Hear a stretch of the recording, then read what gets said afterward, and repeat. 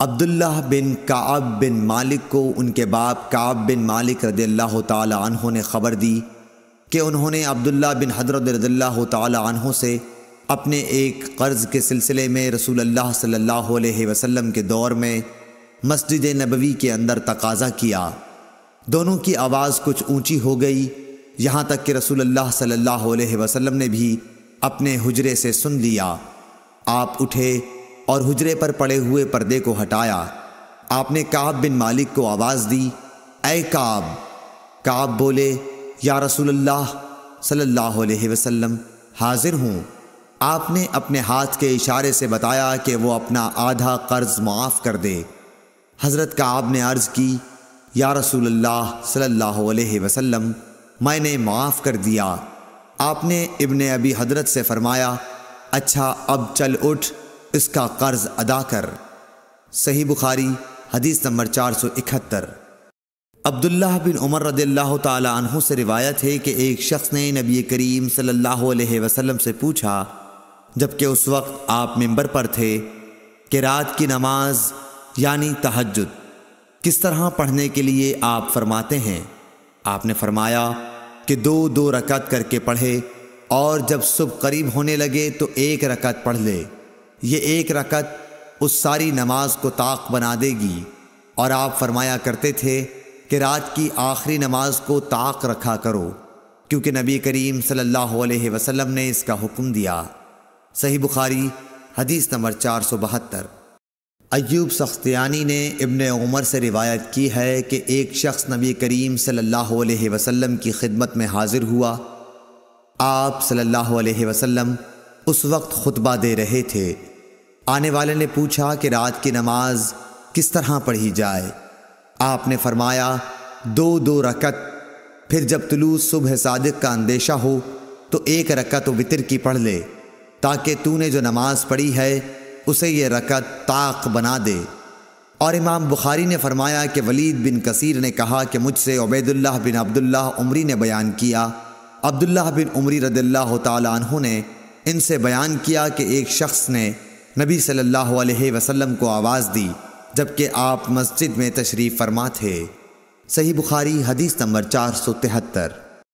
ابو واقد لیثی حارث بن عوف نے بیان کیا کہ رسول اللہ صلی اللہ علیہ وسلم مسجد میں تشریف رکھتے تھے کہ 3 آدمی باہر سے آئے۔ 2 تو رسول اللہ صلی اللہ علیہ وسلم کی مجلس میں حاضری کی غرض سے آگے بڑھے، لیکن تیسرا چلا گیا۔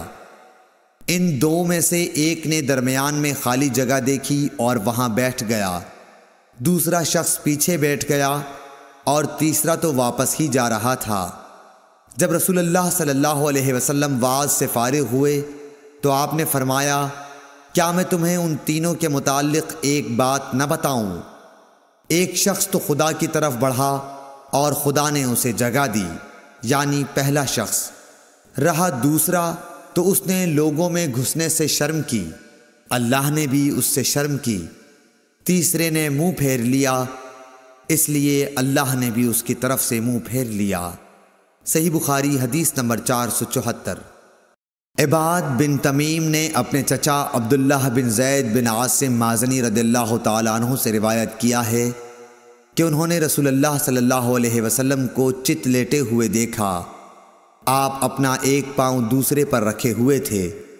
ابن شہاب ظاہری سے مروی ہے، وہ سعید بن مسیب سے روایت کرتے ہیں کہ عمر اور عثمان رضی اللہ تعالی عنہ بھی اسی طرح لیٹتے تھے۔ صحیح بخاری حدیث نمبر 475۔ عروہ بن زبیر نے خبر دی کہ نبی صلی اللہ علیہ وسلم کی زوجہ مطہرہ ام المومنین حضرت عائشہ رضی اللہ تعالی عنہا نے بتلایا کہ میں نے جب سے ہوش سنبھالا تو اپنے ماں باپ کو مسلمان ہی پایا، اور ہم پر کوئی دن ایسا نہیں گزرا جس میں رسول اللہ صلی اللہ علیہ وسلم صبح و شام دن کے دونوں وقت ہمارے گھر تشریف نہ لائے ہوں۔ پھر ابو بکر رضی اللہ تعالی عنہ کی سمجھ میں ایک ترکیب آئی تو انہوں نے گھر کے سامنے ایک مسجد بنا لی، وہ اس میں نماز پڑھتے اور قرآن مجید کی تلاوت کرتے۔ مشرکین کی عورتیں اور ان کے بچے وہاں تعجب سے سنتے اور کھڑے ہو جاتے اور آپ کی طرف دیکھتے رہتے۔ حضرت ابو بکر رضی اللہ تعالی عنہ بڑے رونے والے آدمی تھے، جب قرآن کریم پڑھتے تو آنسوؤں پر قابو نہ رہتا۔ قریش کے مشرک سردار اس صورتحال سے گھبرا گئے۔ صحیح بخاری حدیث نمبر 476۔ حضرت ابو ہریرہ رضی اللہ تعالیٰ عنہ سے روایت ہے، رسول اللہ صلی اللہ علیہ وسلم نے فرمایا، جماعت کے ساتھ نماز پڑھنے میں گھر کے اندر یا بازار، دکان وغیرہ میں نماز پڑھنے سے 25 گنا ثواب زیادہ ملتا ہے، کیونکہ جب کوئی شخص تم میں سے وضو کرے اور اس کے آداب کا لحاظ رکھے، پھر مسجد میں صرف نماز کی غرض سے آئے تو اس کے ہر قدم پر اللہ تعالیٰ ایک درجہ اس کا بلند کرتا ہے اور ایک گناہ اس سے معاف کرتا ہے۔